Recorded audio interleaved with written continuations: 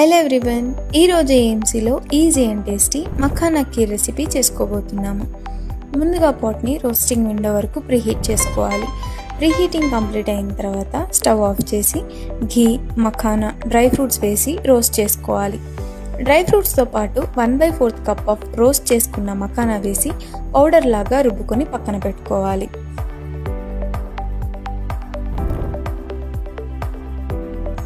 మరొక పాట్లో 2 కప్పుల మిల్క్ పోసుకొని రోస్టింగ్ విండో వరకు ప్రీహీట్ చేసుకోవాలి. ఆడియో థంబ్ యూస్ చేయడం వల్ల టెంపరేచర్ కంట్రోల్ని మానిటర్ చేస్తుంది. ముందుగా ప్రిపేర్ చేసి పెట్టుకున్న పౌడర్, మఖానా వేసి 2 నిమిషాల దాకా కుక్ చేసుకొని షుగర్, ఇలాచీ పొడి, కుంకుమ పువ్వు వేసుకొని చిక్కబరుచుకోవాలి. ఏఎంసీలో కుక్ చేసుకోవడం వల్ల టెంపరేచర్ కంట్రోల్లో కుక్ అవ్వడమే కాకుండా అందులో ఉన్న న్యాచురల్ ఫ్లేవర్స్ కూడా రిటైన్ అవుతాయి.